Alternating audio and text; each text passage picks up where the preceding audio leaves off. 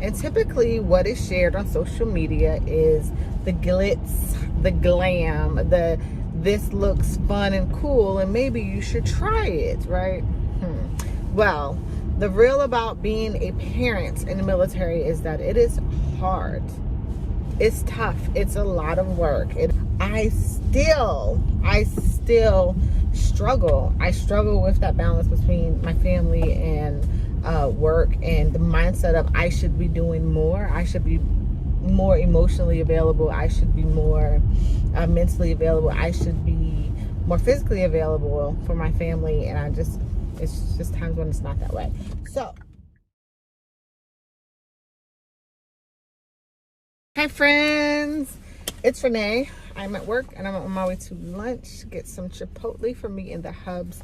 But I've had a couple of conversations about being a mom in the military, and I just wanted to come on and chat with you guys about it.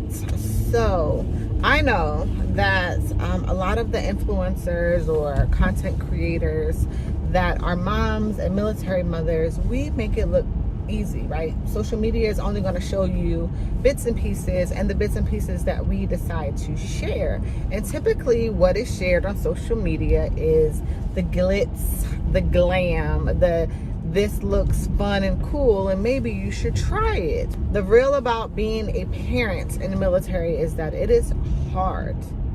It's tough. It's a lot of work. It is a lot of balance and understanding that there really is no way to establish that balance. I have to give Uncle Sam whatever they ask for me within a day. It depends on the day, if it's a busy day, slow day, if it's hectic, if we're outside in the rain training, or if I'm in the office all day, you know, if it's stressful, if it requires a lot of thoughts. Like, my day changes on an absolute daily basis. And then I still go home and I'm mom. So my husband is amazing. Like, I don't even know how he deals, because I ain't cooked this whole week, y'all. I've not cooked this whole week. I haven't really cleaned. Like, I get the baby when I get home and we like hang out, and then we lay down and watch Secret Life of Pets 2 and go to sleep. But as far as really helping with the household, like my husband, who also works, he just does the bulk of it during the week. But that's because I'm working 5 legit 12-hour days that in a high stress environment every week. So everyone doesn't have that balance. And even with my husband being as active in our household as he is, I still struggle. I struggle with that balance between my family and work, and the mindset of I should be doing more. I should be more emotionally available. I should be more mentally available. I should be more physically available for my family. And it's just times when it's not that way. So there are a lot of moms that say, you know what, I think I'm going to get out. I really want to get out. So I just want to come on here and like give some things to think about before you decide to go out, before you decide to get out, the military, before you change your situation up, your situationship with Uncle Sam, before you let go of that good old paycheck, because we don't make that much hourly, but our paycheck is decent. I'm okay. I'm okay with my paycheck. So before you let that go, it's just some things you can think about, sis. So first thing that you need to think about is the whole picture, right? Is it just a phase that you're going through, or is it something that you have really put a lot of thought into and things are not going to change, period? So we are at duty stations for between 3 and 5 years now, and depending on where you are in that time, that depends on how much longer you have left at your duty station. So if, like right now, things are crazy at my job, but I know that it's because of the job that I'm currently doing. So when I leave this environment, it could be more high impact and crazy, or it could be like more relaxed and chill of a position that I'll be in. I'm about 1 year in, so I have at least 2 years left here, probably a little bit more, and that I would take into consideration. So is my issue just right now, I hate this job. This job is taxing. This job is what's keeping me away from my family and making me tired and making me not want to be in the military anymore? Or is it that I'm just done with the military in general? Or is it leadership? Have you feel like your leadership failed you? Have you felt like you wanted to go to schools or you wanted to do all these things and the military is not supporting that through your leadership, so you want to move on and do something different? Because those things are difficult to deal with, for sure, but there are ways to change that. So you can always reach out, ask for different assignments, see what's coming up. If you're going to be in your window to come on orders, you can go ahead and try to reach out, make contacts, network to impact your time at the location that you're in. So maybe you can get into a different position. Maybe you could stay where you're at as far as your duty station, but also move into a different position in your unit. That happens a lot. Just move into a different section. Maybe that'll give you a different quality of life. As far as your leadership, my recommendation is talk to them. Right? I told my leaders that I want to do something different. Like, this is what I want to do, so therefore I need to take the courses in order to do that. And of course, you know, they're not too happy about it because it doesn't align directly with what we're already doing for our mission here, but it aligns directly with what I want to do in my future. And as leadership, they owe me that to help me to get to wherever I want to be in my military career. I get to choose how my career goes. So have that conversation with them when you have your counseling.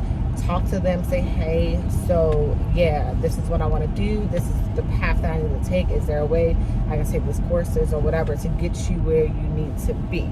So if you have that full conversation with them and they know that these are goals for you, then that they kind of have to help you align with that. If you just spark, I have a class next week and I want to go, that's not allowing them time to plan. But if you say, hey, next month I would like to take this class, here's why I would like to take this class, because I want to do A, B, C, and D with my career, can you support me? You know, can our team support that decision that I'm trying to make, or that thing I'm trying to achieve in my career?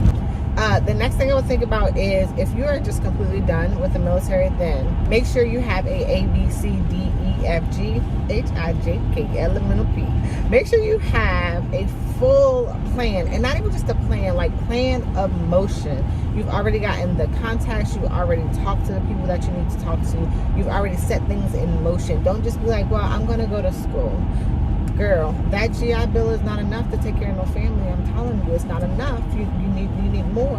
I'm telling you. So make sure you have all the plan. You've already done the research. You started networking. You started talking to people. You started your budget. What is my budget going to look like when I'm not getting this military paycheck anymore, right? You talk to your spouse. You bring them in on that conversation, because a lot of times the military tells us where we have to go, so it dictates our movement. But if you're getting out of the military, you have to make sure that that's in alignment with what your spouse and or family, if you're not married, your family too, if you want to move closer to family, if you want to move farther away from family, you know, if you have to have a support system wherever you go, what does that look like, right? Have those conversations. Do your budget for, if I go to school, I'm going to get X amount of dollars.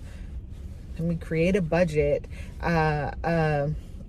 on how my finances are going to look if I leave the military. What's it going to look like? Start establishing connections with places that you want to work, and start actually applying to those places. Like, there's a time limit where you can go ahead and apply, accept a job, and still have time to work after the military releases you. So know that, know what the timeline is. And then when you have to go to the Soldier for Life process, make sure that you're establishing connections and really learning during that process, because that's going to help you on the civilian world. Everyone has, I want to go back to school, I'm going to do this, I'm going to do that. But to actually put those plans in motion is what you need to do. The day that you are done with the military, the day you get your DD-214, you need to make sure that that next day your life is not going to crumble, right? That I'm not going to see you 6 months trying to get back in because you made a rash decision instead of planning it out. And honestly, a lot of us are married and stuff, but also plan if it's just you, right? Life happens, and of course, We don't want that to happen. But how would it look if it's just you and your family and your kids? Are you leaning so heavily on the fact that you have a spouse that you're willing to walk away from this secure paycheck? Would you do it if it was just you? Because it's stressful. That transition of getting out of the military is stressful. I'm just keeping it real. I'm just keeping it real. And after you've done all of that, if you still want to get out of the military, just know that it's okay. Honestly, like, we give people such a hard time when they have served and choose to get out. We make it so hard. It's like a stigma, like, oh my God, I can't believe you're getting out.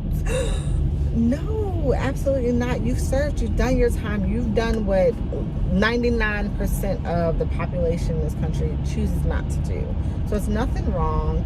Do not beat yourself up. Just know that you need to take care of yourself, right? You need to take care of yourself, and you need to still provide that quality of life that you had before. And I guess I'm talking financially, because your quality of life will change when you're no longer in the military, period. You probably have more time with your family, with your friends, you know, with your spouse, doing all the things that you love. But just make sure, sis, make sure your money right, okay? Because, you know, that could affect your quality of life too. So I just want to come on. I don't even know if I'm post this, or I say this every time and then I post this. I did this video earlier in the week, or a few weeks ago, when I was at my mom's house, and I just didn't like the quality, because, you know, she didn't have all the lights and things that I needed.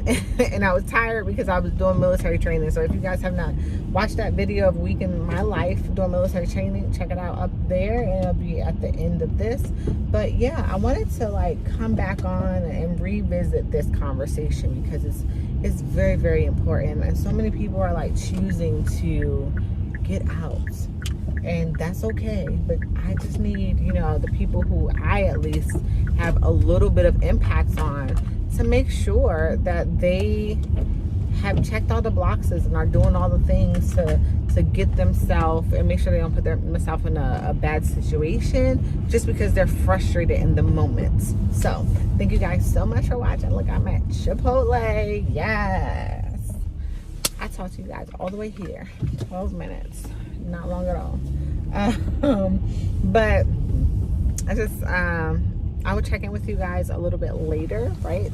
Video uploads twice a week, 2 to 3 times. It honestly depends on the mood. It depends on the mood, babes. But thank you guys so much for watching. I hope this video was a little bit helpful. Just a little bit. Just a little bit. And it'll help people who are not in the military. It'll help you see the realness of how we feel as moms in the military. We show you the glitz and the glory, but the realness is that it's hard, and you know, sometimes you got to walk away, and that's okay. So my name is Renee, and I will see you guys in the next video and or vlog. Bye.